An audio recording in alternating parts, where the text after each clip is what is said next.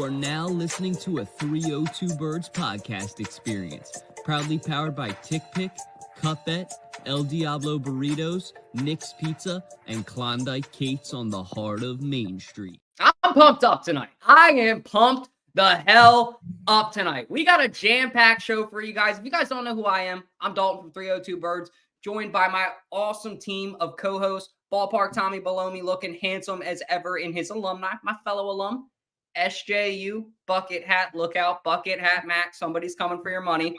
We got our GM, the real GOAT right here that's about to have a degree soon, so say congratulations to her in the comments, working her butt off to get that degree. Shout out to Ash. And then last but not least, my longtime best buddy. Can you show him the drip, Mr. Model, of what we got from Philly sports shirts? The drip. I'm sorry. I messed up the wrong full screen, but that is beautiful. That is beautiful. Yeah, right. I picked it up today, baby. Sexy. We will put the link to that in the comments so that you guys can buy it. But without further ado, we're going to get right into our call-ins. Let's do it. What do I want when I'm in the state of Delaware? Of course, El Diablo Burritos. Customer service always is serving your food with a smile on their face, asking how your day is. Their food is phenomenal as well. Their burritos are out of this world, one of the best burritos in town. Their queso is phenomenal. Their burrito bowls are amazing as well. When you're in and around Delaware, stop by your local El Diablo Burritos and tell them that 302 Birds sent you. God bless, go Birds. Like I said, an old 302 classic. If you're in and around Delaware, please stop by your local El Diablo Burritos and get a nice burrito bowl with their queso. Tonight's call-in we have is Sam Nelson. How you doing tonight, Sam? I'm doing good, guys. How are you all doing? I'm doing fantabulous. Fantabulous, you know. Sixers are done. What do you got for us tonight, Sam? No Sixers. No Sixers. Okay. But my question is, what is everyone's thoughts on this impending Chip Kelly podcast episode that LaShawn McCoy and Deshaun Jackson are about to drop? Yeah, no, I think this is going to be a fantastic podcast. Just exposing all of the bullshit Chip Kelly put this team through and what he did wrong to this team. I think it's going to be great with Shady McCoy and Deshaun Jackson. I would say Eagles greats kind of diving into detail on what exactly happened. So I'm excited to see what happens. I'm excited. Sam, I love that you brought this to the show. I was watching it today and I commented. I won't say what I said. You can go look on Instagram and see what Dalt Holland commented for yourself. But let's just say I put a curse word for Chip's first name and you guys know what his last name was. You could do the rhyming. Point being, this guy ruined our franchise. He ruined it. I remember being in high school hearing the news when the Eagles traded Deshaun Jackson. And I believe, if I'm not mistaken, jogging the memory, he said, Deshaun Jackson, these guys are characters. I believe that was the word that he used to describe them, which was, you could tell what he meant by that. He didn't like them, and he wanted to make it his own roster.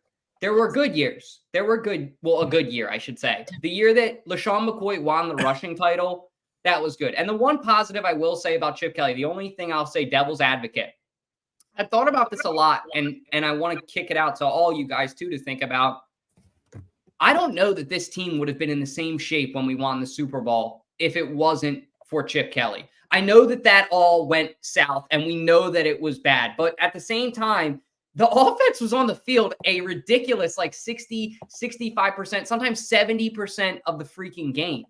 So, I mean, I'm sorry, not the offense, the defense. So, like, guys like Fletcher Cox, Brandon Graham, they're at, like, the peak athleticism in their career the Super Bowl year, thanks to Chip Kelly's system. Not saying it all worked out, but I am saying it all kind of worked out in the Eagles' favor.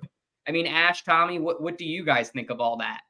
There are ultimately some people who are really, really good at college, right? They got the college system down, but they are just not made for the NFL. And Chip Kelly was a perfect example of that. I think this podcast episode is going to peel back some layers that we have not yet heard, as well as resurfacing some things that we have not talked about in a very, very long time. I see it ruffling a lot of feathers. I also see it potentially being one of the biggest podcast drops in a very, very long time, just simply because that this is talking about one of the biggest mistakes, if not the biggest mistake that was ever made in franchise history.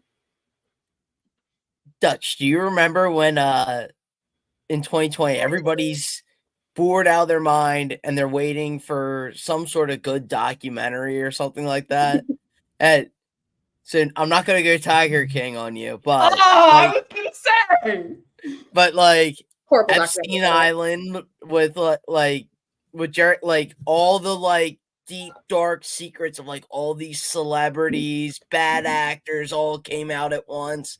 We're gonna find out a little bit behind the scenes of like all these bad actors, false tales, all cover-ups and stuff like that. This is Philadelphia's version of that, and to a much smaller scale, but like the whole world went nuts when that documentary dropped and was like, see, I told you, though, and it's conspiracy theory about elites.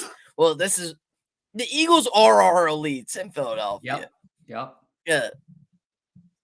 The elites are about to get exposed, like what exactly happened there. Howie was put, we remember from Jason, Howie's put into a closet for 2 years. So the Howie's safe because the elites didn't like Howie, essentially.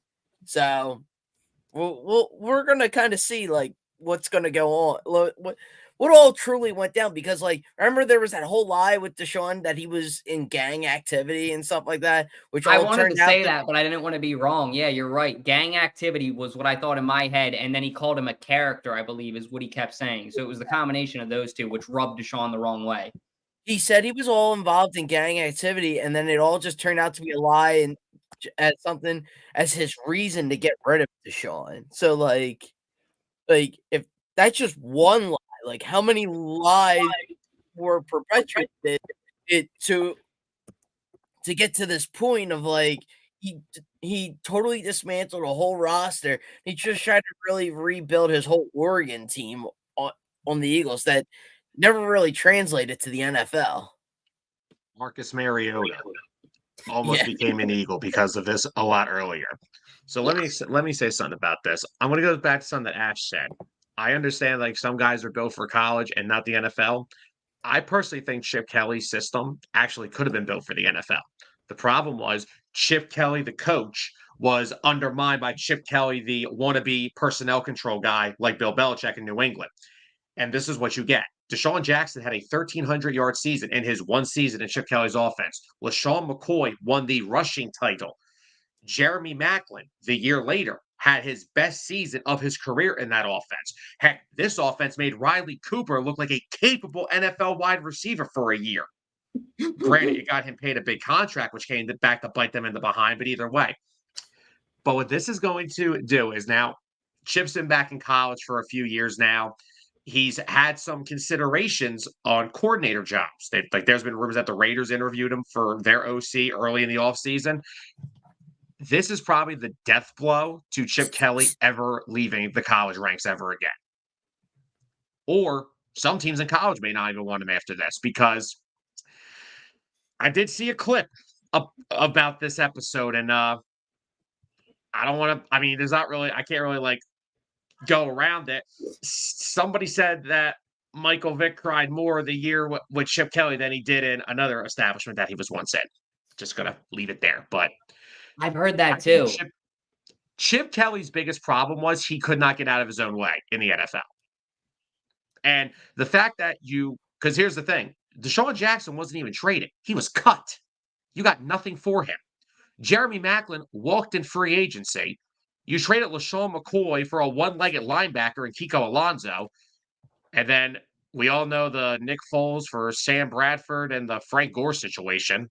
That was something. Because Frank Gore came out a couple years ago and said it.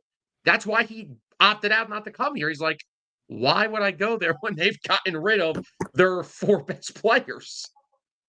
Yeah. It was a real shame. And I think tomorrow is going to kind of be that reckoning day, like you kind of just alluded to, Sam, and Tom as well. You know, the elite, Chip Kelly, a.k.a., are going to get exposed. Maybe we're going to learn some stuff about the Lurries, too, that maybe we didn't want to hear. I'm not saying that about the Lurries. I'm just saying I think a lot of things will be told about the way that the Eagles were ran that time. And in retrospect, I think that the Eagles will learn a lot from how that was handled poorly. What were you going to say, Sam? Well, here's the thing I have to come out about that, because here's something interesting that you can see just in front of your eyes now. Look at look how the team was ran when Andy was here, and now look at the team since Chip. It's basically Howie Roseman and his guys running the show. Andy ran the show with Joe Banner. I know Joe Banner had some say, but Andy was basically running the show here. Notice no coach since Chip has gotten into that situation. Now, granted, am I saying I trusted Doug or Nick with Andy control? No. But there's been clearly a change since Andy and after Chip in that front office. You can see it clear as that. Yeah, 100%. And for the better. I think that Howie being in the system now compared to what it was with Chip Kelly, I take my positives from it. Like I said, the Philadelphia Eagles would not have been in the cut shit. That defensive line and like that's absurd that those guys were in that shape. So I do think that there are some positives to take away from it, but it's like one of those things where it's like, thank God it all happened the way that it did. Because I don't know that, like, what if our defensive line wasn't in that shape?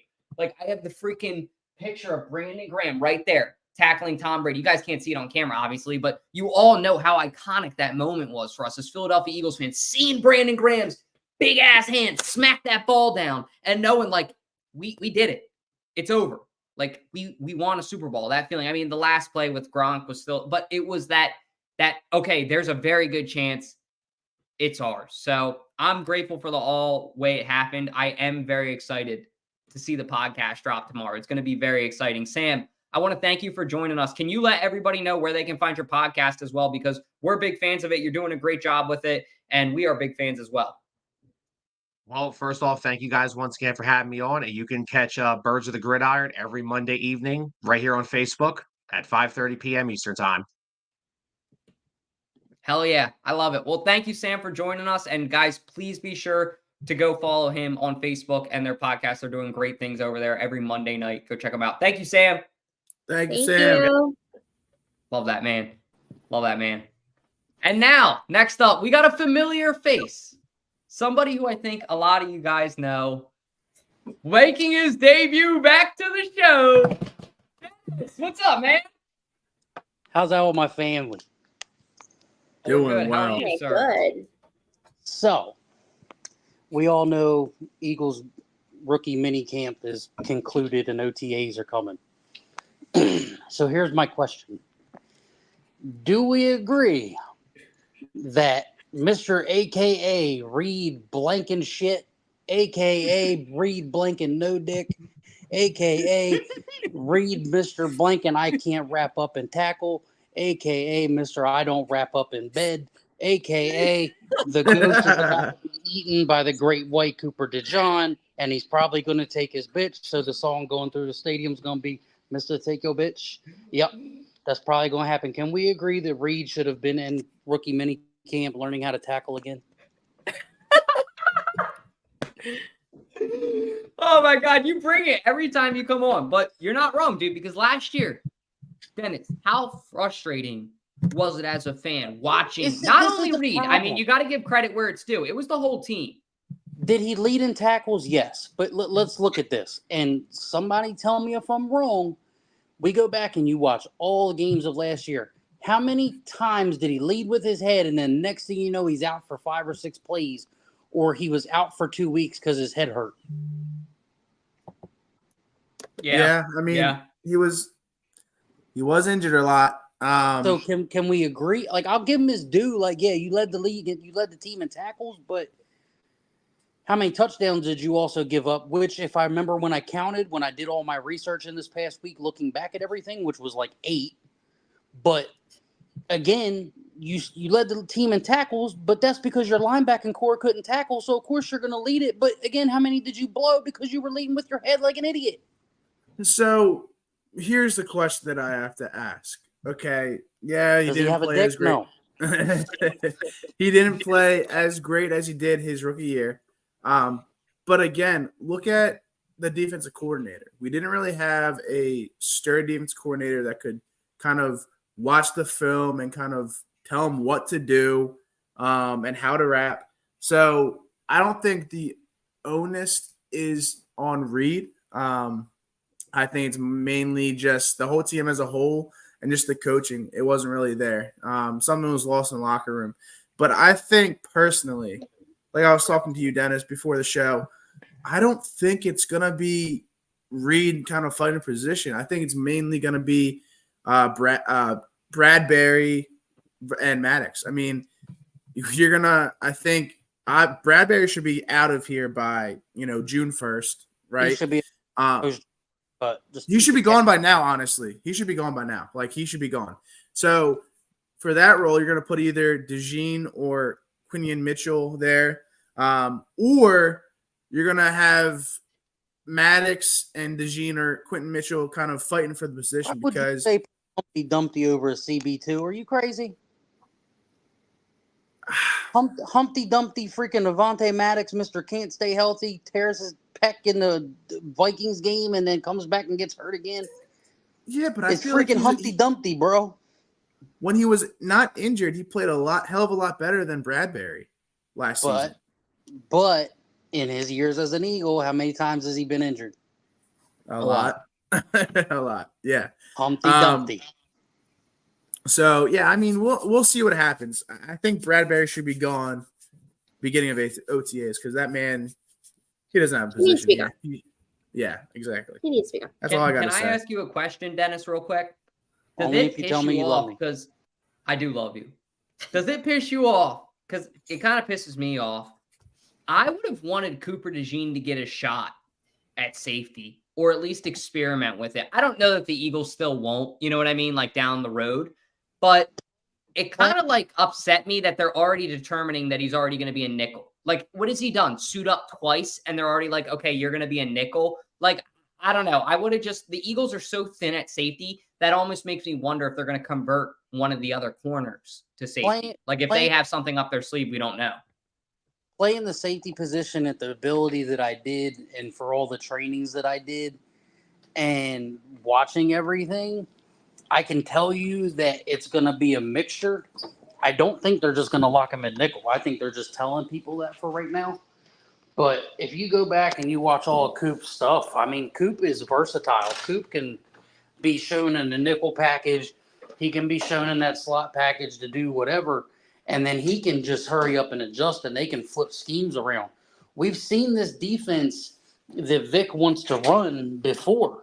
And it's a lot of give and show. And it's almost like if you look at Jim Johnson's defense, how he would camouflage Dawkins. He'd show Quentin Michael going to blitz, and then out of nowhere, Dawkins is running full speed by the time the ball snaps. This is one of them things that Vic brings to the table because he shadowed Jim Johnson's defense and did a lot of the same things. And now the thing that Vic didn't have in Denver and he didn't have in Miami is he didn't have the versatile threat, nor did he have as much talent as we do on defense. Now, you take away Fletcher Cox, you take away all the people that we've lost. You now this is where the other topic that we had talked about before, and I won't hold up y'all's time because I know y'all got other stuff to do, but this is Jordan Davis's make or break year. Fletcher's not here to bail him out no more. If Jordan Davis does not produce or show that he's trying to get in better shape to be long lasting in a game, he won't be in Philly long. That kid took no credibility last year to try and be in shape. I mean, the first game that I went to, the home opener for the Vikings, he looked incredible. I mean, he looked in shape. He looked good. And then by the end of the last game that I went to, which was the Bang Bang Weiner Gang game, he just didn't care. He was out of shape. He was too big. He was lazy. But again, they had lost the locker room at that point and everybody was pissed off. But at that point, what are you showing the fan base that loves you and wants you to be here if you're not going to go out there and try and go balls out like this city believes and needs this team to do? So, again, you're looking at a two-part doubleheader question here. What does Vic do? Does he run that Jim Johnson kind of scheme that we're used to? And now you've got blitzing linebackers with Devin White. You've got the Axeman coming back home with the right number. I'm telling you, the only thing that's different about Trotter Jr. than his dad is his dad was a gap stuffer. That's what his dad did. But here's the thing with his son. He's His very son's good not in as coverage. big. His son is not a fucking gap stuffer, but he can be. But he's the type that comes in and blows the hole up after the hole's there and gets to the backfield. I'm telling you right now, you are going to see a linebacker that can cover the outside flats. I'm telling you right now. That kid will have a pick in the regular season. I'm telling you, it will happen. We will I'm ready see the for it. axe slammed on more than one occasion. I'm No, I hoping. agree. I'm hoping I can see it right now, Dennis. All of us at a game together in the fall. In Lot D. Man Jr. gets a pick, and you look over at me at Ballpark Tommy, and you say, "I told you so." In Lot D. In Lot D, I'm going to go tailgate there this year, probably I'm at least a telling couple you, times we're gonna because talk about Lachi's this been later. pissing me off. Lachi has been pissing me off. Where's Lot D? parking attendance. It's on the We'll other talk- side of Wells Fargo. It's so close. It's not okay. even funny. It's just The on the other 95 side. We'll talk side? about it. Gotcha. And So- Dennis, tell everybody where they can come tailgate and find you guys this season. So, as you all know, I run the Countrywide Eagles podcast, but I am also the founder of the Countrywide Eagles Tailgate Mafia. We do ticket giveaways. We do autograph picture giveaways, all that stuff. But you can find us in Lot D. We have food, we have games, we have giveaways, silent auctions, you name it. That's where you can find us. You can normally find us at the Countrywide Eagles podcast on Thursdays. Just depends on my work schedule. I am getting ready to move to Florida, so I'll be at the Tampa game for an away game. You know where I'll be at. So if anybody wants to come to Tampa and hang out and wants to stay at my house, fly to Orlando. You know what I'm saying? That'll be a lot of Hell fun. yeah. I think we might actually go down to that game, so I'm going to have to keep you posted because that one is in the roster. We did a Florida road trip before, and it went really well. That was so fun. Just saying, so we might have to do it again. But Dennis, we want to thank you for joining us. Thank you for taking a second out of your day to give us some laugh and some love. We love you, man. We'll see you soon. The tailgating season will be here before we know it. And text me because I don't know. I think you and Sam would be a pretty good combo maybe one day for some kind of a show or something if we could get that in the works. I'm always available, brother. You just gotta call me. We'll have to talk about it. I'll shoot you a order the text or jersey. shoot me a text I if I did order a forget. new Blankenship jersey, but it says blank and no dick. We're Love going to have a Love whole y'all. collection. You need to get him to sign it. Thank you, dude. Love you, Dennis. Have a good If one. he gets him to endorse it and sign it, that's going to be a win because you see these like videos now online. It's like, will Tyrese Maxey sign a Celtics hat? I'm sure some of you guys have seen that video surfacing around. It's funny. Cracks me up. Spring is in the air, which means it's time for my favorite time, Tom's favorite time. Let's go into the ballpark. Time for Phillies talk with Ballpark Tommy. Junior Stitch. And Dutch with spring, you know what that calls for? Little trip down to the beach. And you know what's best way to end of a good beach day? It's with some nice pizza. Right on the beach. That sweet sauce. Oh, nothing better. You're a true romantic. Look at you. Oh, He's hello. Italian. What do you mean? Have you met He's me? Italian, bro. Come on now. I'm always the romantic. Nick, why do you think I'm such a big T Swift fan, Dutchy? But that's besides the point. God. We've had a very fun run these last essentially 3 weeks. 18 and 21 now after today. There were 18 of their last 20 after last night. It's been a fun week, Dutch. A fun past like 3 weeks. Like we've had very few negatives. It was all really fun stuff. Ranger won player of the month. That was exciting. Trey Turner won player of the week last week after with some unfortunate tragedy to be out for 6 weeks. Phillies just keep Why on don't we rolling. touch on that real quick, though, before we overlook that? I mean, how long are they saying the timeline is, Tommy? How long did you say? 6 weeks? 6 weeks, and it could be longer. Oh, yeah, From that's what a I've big been loss reading, for the team. It's going to be a miracle if he comes back before 6 weeks. Yeah. Hey, so I will say it is a terrible, tragic travesty that he's out. But on the bright side, the Phillies are still playing pretty well in his absence. You know what I mean? I mean, Castellanos is actually stepping up to the plate, getting some balls out there. Clemens. Yeah, Clemens. Yeah, he's showing up. You know, everyone. This offense is vibing right now, and it's very. It makes me happy to see that even with the absence of Trea Turner, this team is playing really well. I mean, the pitching, this bullpen is playing incredibly well. I didn't get to watch today's game. Had an Aaron Nola pitch. Sucked. That's what I figured. Yeah, I figured. On that note. No, I love how Tom just keeps it real. One word is all you need sometimes. Yeah, so I kind of, when I saw that in the lineup, I kind of figured that it wasn't going to be good. He has been playing that well. Yes, he has, but he's gone 8 innings the last 2 outings. Oh, Lord. True, but we got other better starting pitchers that are stepping up to the plate. Sure. On that note, Phil's have been on top though. 18 of the last 21. An insane record.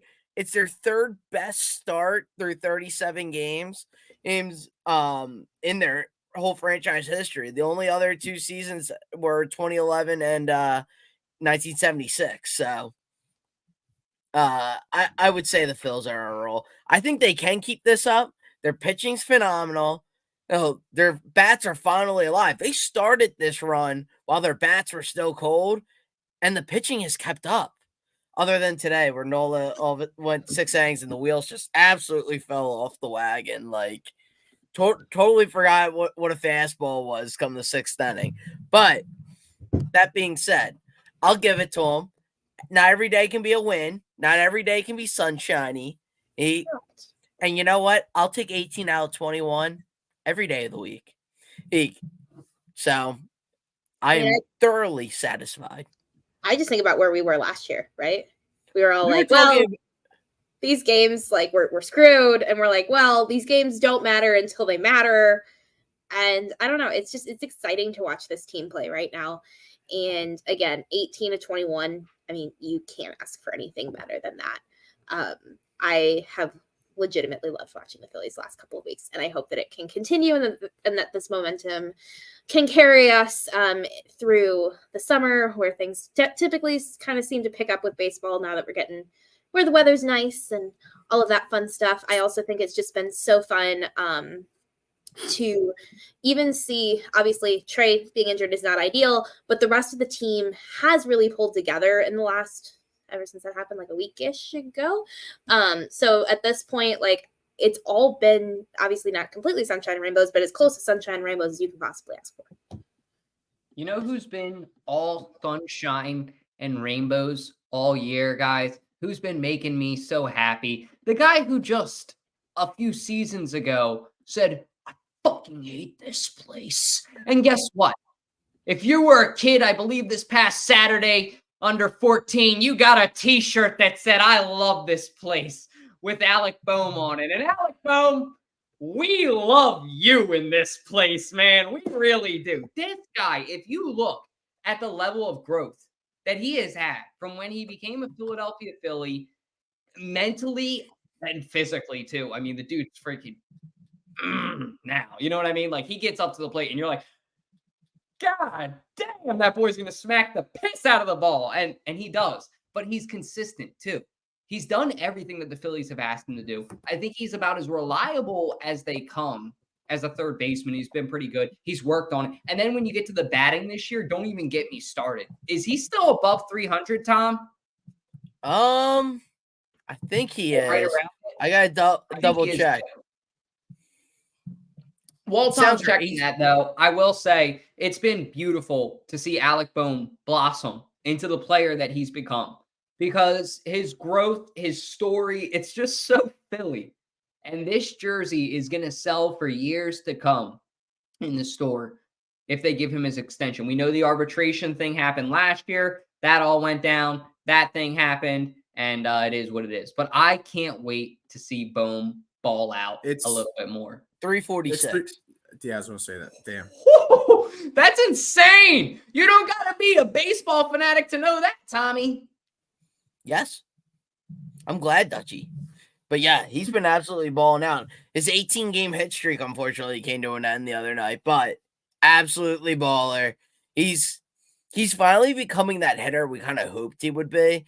He's not for as big as he is, we kind of hoped he would be almost like Ryan Howard-esque, where he could always like drive the ball out of the park and be hitting like 30 to 40 home runs a game. He's not that guy. But what he is, that guy he's an RBI driver. He drives in RBIs like nobody's business. He has this mindset. I don't know what it is. When guys get on base, he knows he has to put the ball in play. We have a lot of guys on this team, Schwarber, that it's either strikeout or home run, and aren't always looking to put the ball into play. Hey, at least get a sac fly. Hitting to a fielder's choice sometimes is better because you at least get a run home. He's always doing something that it seems like he drives home a run, and that's exactly what you need out of your 4-hole there. Topper's made that lineup adjustment recently where he's put him in the 4-hole and JT more in the 2-hole.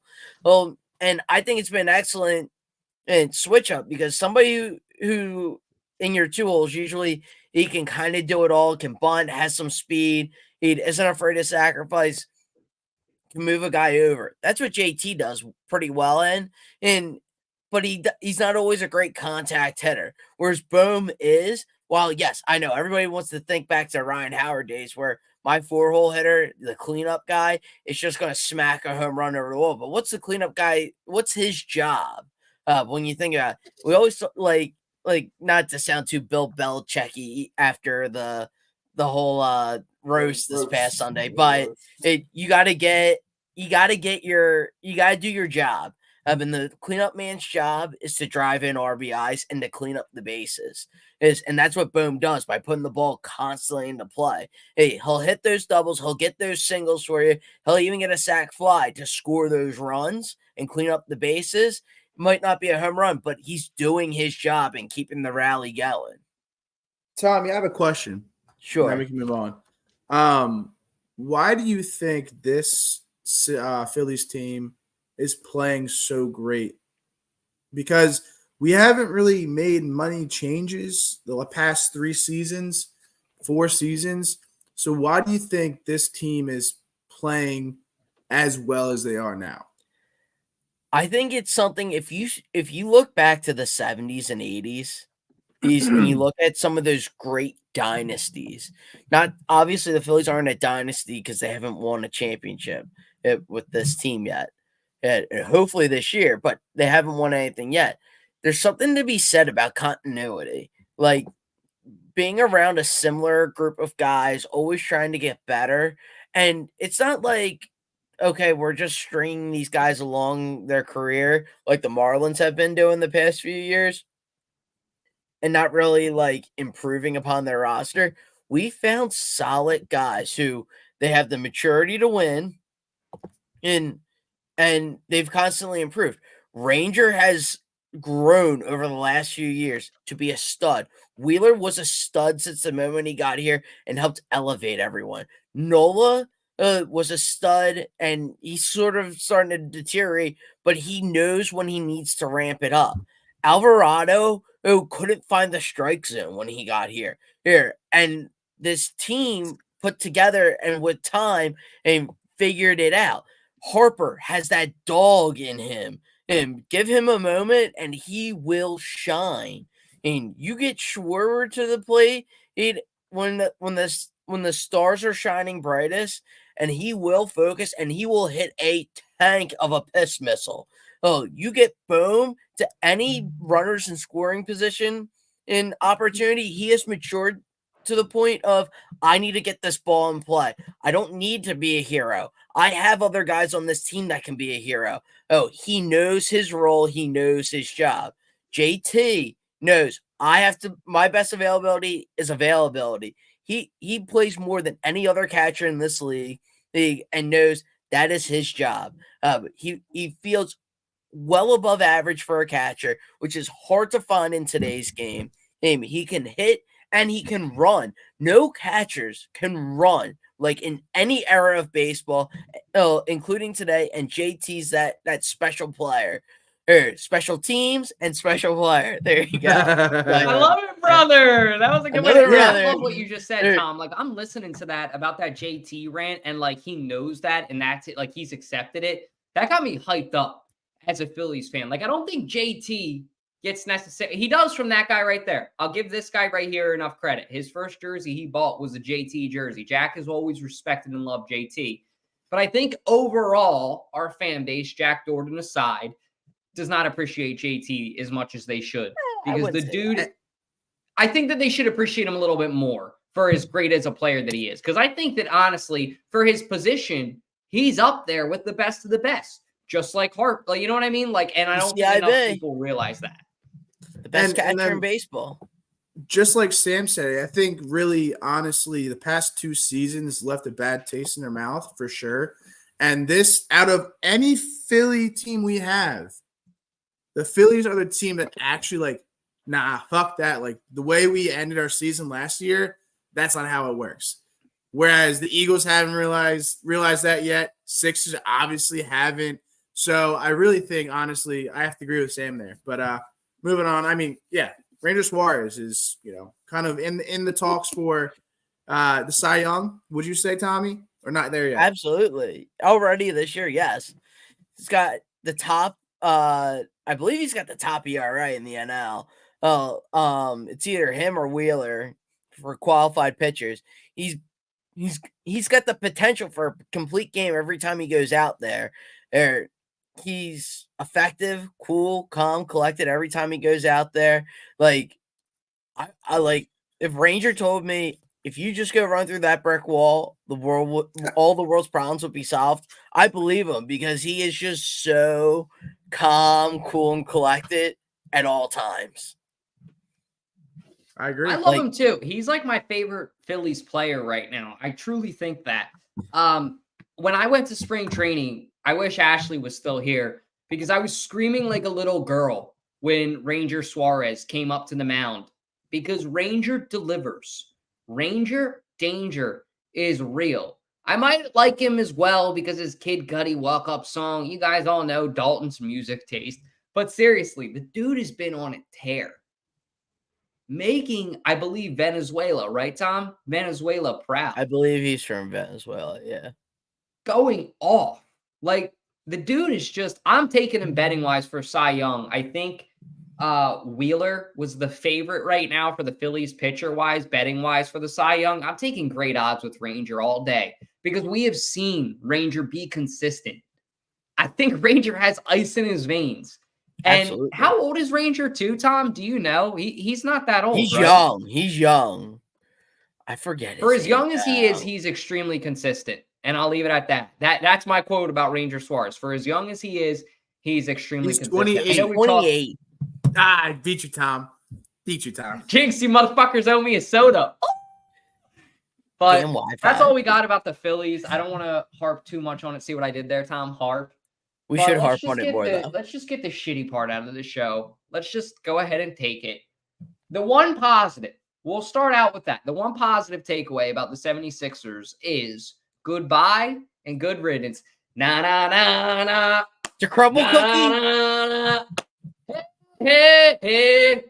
Goodbye, Tobias. You fucking suck. Seriously, this is beautiful. I can't wait to see this guy get out of Philadelphia. Just like Michael Scott said, Tom, he told us, goodbye, Toby, or whatever song he sang on the Office episode. Shout out to KJ McCoy, because that is literally how all Sixers fans feel right now. 0 points? Yeah. 0 points. $20 million, is it? $18 million? 40. I don't fucking know. 40. 30 million. Oh, my God. 30 million. Oh, my God. Oh, God, I had a heart attack there. Had to take my heart attack medicine, but seriously. 0 points, 3 assists, 4 rebounds in 29 minutes. Put Tom out there in his fucking bucket hat. You'll get better results. Christ. I was there that game, too. It was brutal. Oh, you spent money on tickets? I am so sorry. Yeah. I went. Knicks fans they might actually be worse than Cowboys fans. Like they were cursing, they were yelling at people, they were jumping on shit. Like Cowboys fans, they'll curse a little bit, but it still wasn't to the level of New Yorkers. They're bitches. Knicks fans, like, they match our energy. Bing bong. Like, they don't care. They're kind of like Philly fans, like, but like our like counterpart. Like, Dallas fans are too soft for us. Nah, Knicks fans were getting kind of butthurt. Somebody tell them the story that you told me in the group chat about somebody shoving you. Oh yeah, someone like shoved me, and the security guard like went up to him, and like I just kind of walked away because like he wasn't worth my time. But like the security guard said to him, like, dude, I can protect you in here. You better watch yourself. I can't protect you out there. Hard ass quote. That is a hard ass quote by Wells Fargo security if I've ever heard one. So get your ass whooped. Dude. Yeah. I mean, yo, I don't know what I told you this. I don't care about the Sixers. I told you when they were beginning the season, I don't care about them. I have been my fandom for these Sixers has dropped drastically. Yeah, we had a good few games in the first round, but at the same time, it's like we had an injured Embiid, Tyrese Maxey, like he's I think he's a shining star for us. It's just like, what can we do? And Daryl Morey, his thought process on everything. They're gonna build this team with, Embiid, Maxey, Council, and fucking B-Ball Paul. Like, what? What are we doing? We have not had a positive outcome in the past 7 seasons as Sixers fan. We either need to figure it out. We have these free agencies that we can sign, but I don't want LeBron. I don't want Paul George. I do not want Jimmy Butler back here. Like, I love Jimmy Buckets. Yeah, but the thing is, where we get the dog where we struggle as a Sixers team is injuries. We cannot stay healthy at all. And Beats always then put him on ice for a whole season, Jimmy Butler. I just need somebody who has that dog in him in the playoffs. He's also 35 years old. We need young players, young stars. Yeah, and he still dropped 30 points on this team in a one-game playoff on a torn MCL. At the same time, that was maybe one game, but Jimmy Butler still does not seem to show up in the playoffs recently at all. 2 years ago? Okay. 2 years ago? Going to the finals? Bridge into our next topic. We're done talking about Tobias Harris. Goodbye. Good riddance. So, do you guys think, like, what's next for the Philadelphia 76ers? Like, what's your offseason lookout? Do you want Jimmy Buckets? Do you want LeBron? Who do you want? Go ahead, take it first, Tommy. You need somebody who has that, like, dog in them, because you know what? No, we got that with Pat Bev, and then we traded him for Buddy Hield, who gave us a little bit in Game 6, and that was about it. Like, it was like a terrible trade. Oh, no, it ended up being a terrible trade, essentially. Hey, you should have just kept Pat Bev, in my opinion. But I guess you go and try to get Oubre. But if Oubre wants a max deal, I wouldn't sign him to that. And I would just let him walk because he's not worth that much to me. I guess I would get Batum for my bench player. Like, you need a guy on the bench who's a good role player. And that's what Batum was pretty good at this year. And even in the play, like, did he show up and be my, like, star-studded event? No. But you know what he did do? He showed up enough to block shots and to play defense and to give some guys a breather. My actual studs a breather. And that's what I needed out of him, and not be a car leaking oil. Oh, so I needed Maxey. Obviously Maxey would be back. Embiid would be back. Batum I would bring back.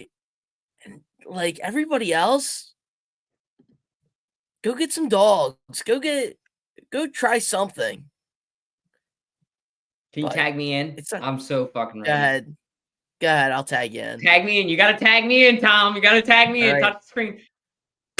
I'm in. Thank you, Tom. Even the people on Spotify could hear it because I gave a visual sound effect there. See what I'm doing? I'm making it a real experience now. In all seriousness, I want LeBron James in Philadelphia. Before I hear both you ramble on, I know it's going to come. You guys can totally let me hear it in a second. I really want LeBron. LeBron's a winner. This team needs a winner. This team needs a fucking alpha. LeBron James is an alpha. He does not care. He's going to get one more championship on his way out. I'm calling it now. Call me crazy. That'll be like my AJ Brown take. I'm willing to bet money on that. In his career, he'll have one more championship. I don't know with what team. I sure as shit hope it's our Philadelphia 76ers, though. The problem with LeBron, though, that I don't like on the flip side is that your team basically has to draft Bronny or he's going to force his way out. So unless the Sixers are ready for that whole risk and what that's going to be, I think the next safest option, and who I actually think is the smartest option business-wise, is Jimmy Buckets. I know you both probably agree with me on this, or you may not, but Paul George has been a name that's thrown around, but I think Jimmy Butler's a little bit better. I think Jimmy Butler is maybe not what you want, but he can be with Embiid. That chemistry that was there, if it wasn't for that Kawhi shot, the Sixers would have won the finals that year. I swear on Christ. The Toronto Raptors were the only team, I believe, that the Sixers took to Game 7 that year, if I'm not mistaken. Maybe the finals went to, but it came down to a shot in overtime in Game 7.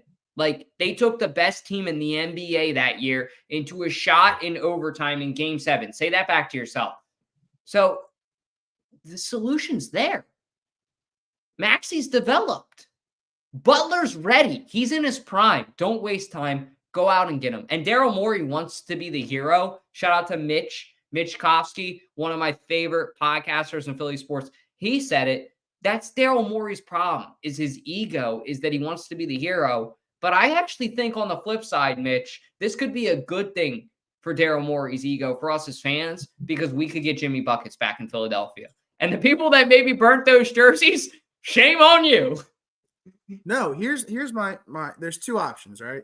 You can go down the star route with either getting one of these four players, Paul George, Butler, LeBron, and who's the other one? I forget the other one. Or you can go down the depth route. And I think we go down the depth route because we've tried this whole star route, adding James Harden to this team. What happened? Nothing. Yeah. And it's just like, we can't stay healthy a whole season. So by building the depth on the bench and having these versatile players where we can kind of throw on the court and score us 10, 15 points, that would be great. I just really think, okay, LeBron James is going to be 40 next year. I'm not saying he's a bad player, but with LeBron James brings Bronny James. And LeBron James is going to decide whether or not Bronny James plays a certain amount of minutes. That's how it's going to happen. He's going to come if he comes to Philadelphia, it's going to be LeBron's team, and it's going to be whatever LeBron says goes. Whereas if we go the depth route, we can avoid that and have Embiid stay healthy.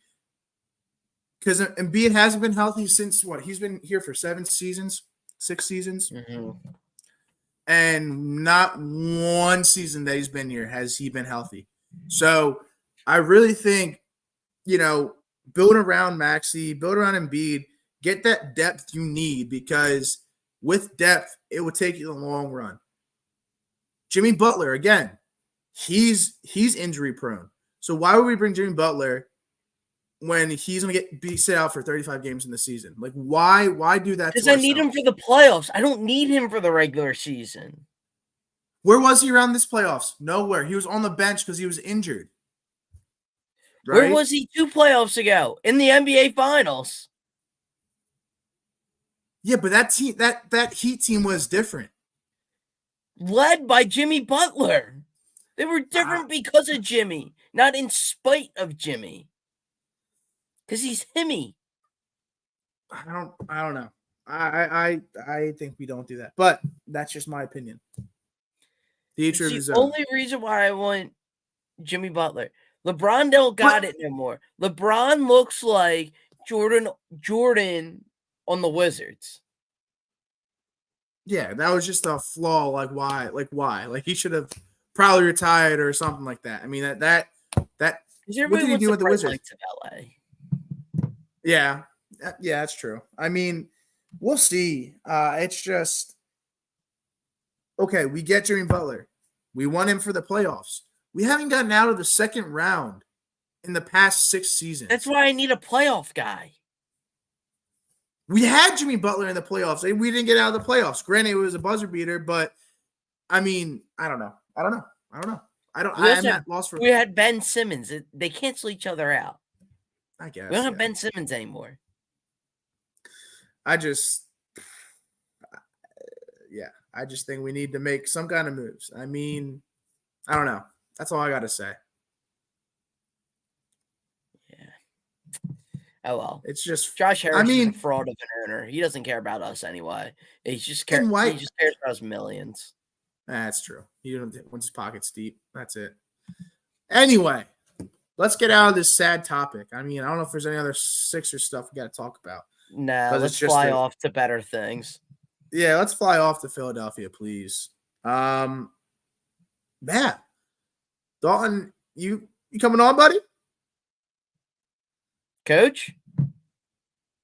Anyway, I don't even know what the next topic is. I mean, the Sixers. That's fucking more like it, Tommy. Drop and give me fucking 20, motherfucker. You fucking know how to address me, Jordan. Drop and give me fucking 50, motherfucker, for disrespecting your fucking coach like that. What's up, motherfuckers? If you don't know who I am, my name is Coach Holland, and I'm going to be showing you guys with my beautiful wife back there how football is played. Good old-fashioned American foosball. Because nowadays, all you pansy-ass, bullshit, candy-ass, soft-ass kids nowadays don't know how to play ball. Don't even get me started on my boy Saban.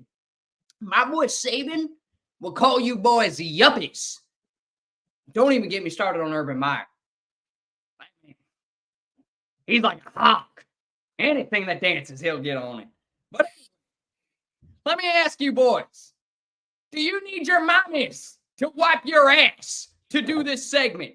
Because I'm talking about the expectations for our Philadelphia Eagles next year. What the hell do you expect with this team? Because, Tommy, let me tell you this, all right, Tommy? You fucking listening over there in your bucket hat, hot as hell summer, Florida fucking Gators looking ass. You ready? You ready for this, Tommy? I'll tell you fucking what. This Philadelphia Eagles team right now, I'm going to fucking swallow my fucking whistle during this fucking segment because I'm so fucking jacked up about this team. This team, Tommy, is like a 3-course meal. I'm getting an appetizer. I'm getting a fat-ass T-bone steak. And you know what, Tommy? You know what I love most of all? That dessert. Give me tiramisu. My wife loves tiramisu. Tiramisu, Tommy. Happy wife, happy life. Each course is a Super Bowl for our Philadelphia Eagles. That's my expectations for this team. I mean, Saquon Barkley, A.J. Brown. You look at this team. Jalen Hurts. Those guys are freak athlete monsters. Freaks of nature. Like I'm talking 8th grader playing foosball against a bunch of 1st graders. Insane, crazy bullshit. What are you fellas thinking? Yeah, I mean, this team is killing it. I mean, they had a great offseason. The draft was great. Draft was phenomenal. This team got a lot better. We got Vic Fangio. We have Kellen Moore as the coordinators now. So I wouldn't say Super Bowl because that's a lot. That's a lot to wish for. Candy I said before, I would be happy making to the NFC Championship. You're and then ass, Jordan. And then from there, I mean, this backfield again. We have Saquon Barkley, who's a dog, and he's going to be running behind the best offensive line he's ever been behind in his career in the NFL. We have Will Shipley, the guy we picked up in the draft, and I really like that pickup. And, I mean, we can talk about this different time, but Kenny G talking some shit about the Eagles on a podcast episode. I don't know if you heard that. Whoa, I didn't hear that. No, what? Wait, I don't even know what the fuck a podcast is. All right, I'm listening to this whole ordeal on my iPod Touch right now. But Jackson, why don't you enlighten me on what our star running back Kenny Gainwell said on that podcast of yours? Yeah, I'm not sure when it was, but Kenny G, this was like recently.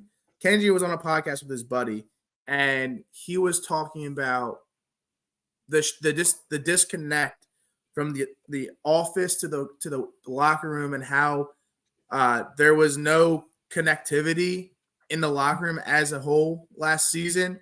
And he's like, yeah, why can't we be more like this Chiefs, who have all this connectivity with the coaches, with the players, with the box, I mean, the front office, all this good stuff. And it's just like, why bring it up when it's, when we had the decline? This is about the decline, the 6-game loss. So there's a lot of shit going on about this. A lot of people are not too happy about it. They're saying that he's just saying this because, he got butthurt about drafting running back. But yeah, there's a lot of heat going on about what he said on the podcast. Gainwell, drop and give me fucking 50. I don't want to hear you talking shit on any podcast ever again. Because right now, it's Super Bowl or bust. And what that means is everybody, including you, including me, including Sirianni, has got to buy into this football team. I'm talking from the janitor up to the fucking CEO. Now look, I may not be the sharpest guy. Tommy, I scored a 1600 on my SAT. Back when it was the 2400 scale. Oh, see what I did there. Point being, I'm not the sharpest tool in the shed, Tommy, but I know one thing or two about foosball. And looking at this team on paper, well, I'll be fucking damned if this team does not win multiple Super Bowls. It's not Super Bowl or bust for me, Tommy. It's multiple Super Bowls, and I'm a bust. That's what she said. Oh, who's that? Tell my nephew to shut the hell up in the room next door. Tommy, how you feeling about this team? Dynasty, yes or no? I don't know. Coach, you didn't convince me. I don't want to jinx it, and Coach, you didn't convince me. I love it. Shut the hell up, Tom. You are a jinx. Don't say shit during this segment. I'm just going to let you talk during this segment instead, Tom, about how loyal our fans are. I've been all around the world watching foosball. I just love foosball, Tommy. I can't get enough of it. I eat, sleep, and breathe foosball. Sometimes one night a week, Tommy, I bathe in a tub, naked, full of foosballs, because I want to be one with the foosball. With the balls. And I'll tell you what, I've been all around the world studying the game that I love. And I've never seen more loyal fans than right here in Philadelphia, Pennsylvania, the home of the Hoagies, the home of the Water Ice, the home of the sucker punch in the mouth in the parking lot, and the home of the tailgate. Talking about my guy Kendrick Lamar dissing Drake. Loyalty. It seems like that's what Philadelphia Eagles fans are. And shout out to my guy Johnny Clark. If you read the comment closely, you guys will see the Eagles have been named the most loyal fan base in an NFL survey. I think Philadelphia already knew that. Oh, man doesn't miss. I love Johnny Clark. Are we still talking about football? No, we're talking about foosball, Tommy. We're talking about the most loyal fans in the league. How are you feeling about Eagles fans? Is this finally we getting our cake time? Oh, I don't think Philly knew that they were going to actually get some recognition. We never get recognition for anything. So, the only thing we get recognition for is that one time somebody threw a beer back in 1972. Oh, but you know what? A New York fan can dump beer on 70 Philadelphia people, and nobody gives a damn. And nobody gives a damn when the LA fan and shanks a San Francisco fan. And so somebody actually giving us like some positive like feedback is like a first, especially considering all the negative stuff all these other fan bases do around the league. So You're damn right, Tommy. Jackson? Yeah, I agree. I mean, we always see in the news Jalen Hurts is talking to AJ Brown's girl, like all this bullshit about there's no culture in the locker room or anything like that. And the fact that we're getting recognized for being loyal for something positive really blows my mind.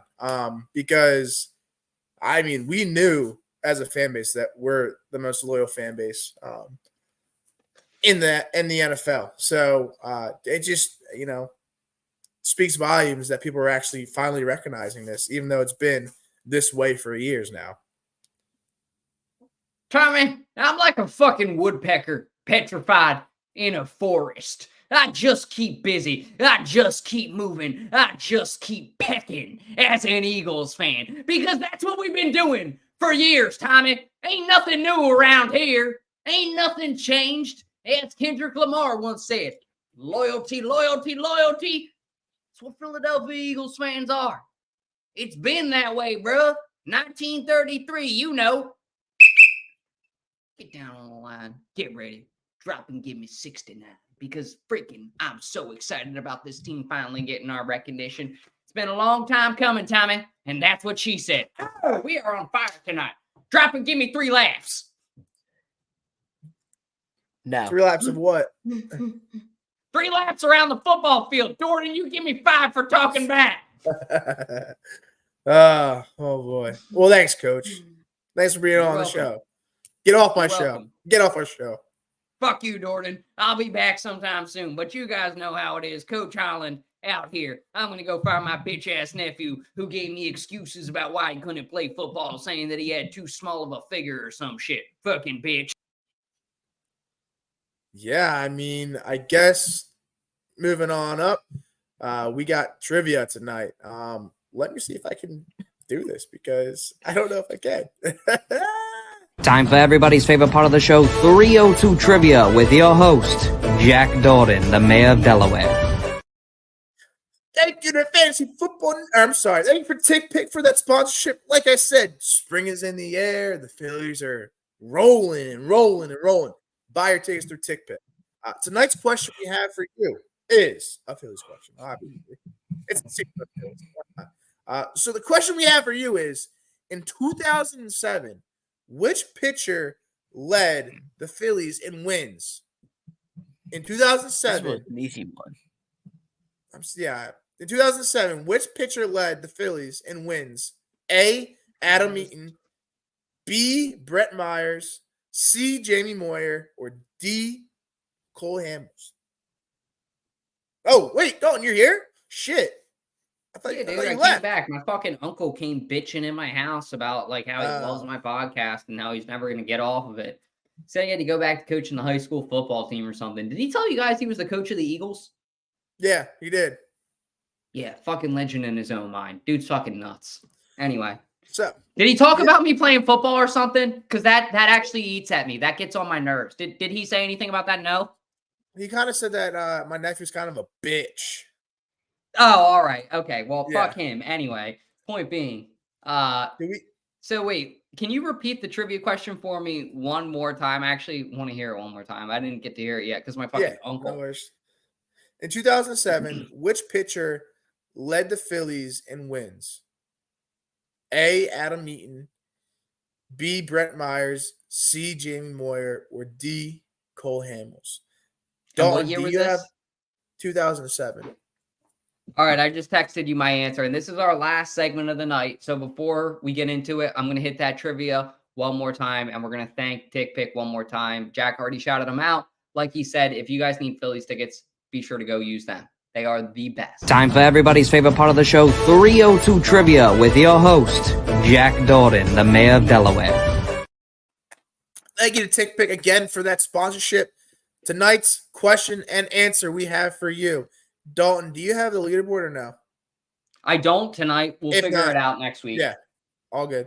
So the question we had again was, in 2007, Which pitcher led the Phillies in wins? A. Adam Eaton, B. Brett Myers, C. Jamie Moyer, or D. Cole Hamels? And tonight's answer, I'll go to the fans first because we appreciate them being on the show for an hour and 6 minutes. So appreciate you guys being here. So we have one fan say D. Cole Hamels, and that was Conrad Joseph. Conrad Joseph, that is correct. Congrats, Conrad, on that. Coming back to the studio, we had Ashley said, let me see what she texted me. Ashley said D, Cole Hamels. Correct. Dalton texted me. D, Cole Hamels. Correct. And Tommy knows his Phillies. I mean, he always knows his Phillies. So this is kind of like he's cheating a little bit. He said D, Cole Hamels. And that is correct. So everyone across the board got it correct. That's a first. That's a first. That is insane. And I just want to apologize to everybody too. I paid a lot of money for this Shure microphone, and I just realized it's probably an input now. So I probably sound a lot more crisp and a lot more better. I am kicking myself right now. I am so sorry, but we had a ton of stuff planned for you guys. You guys don't know how much effort goes into planning this show for you guys. So I really hope you guys enjoy it weekly. Those 19 people that are watching right now, if all of you could like it, heart it, whatever, on whatever platform you're on. If you're on Spotify, make sure to follow us, write us a review.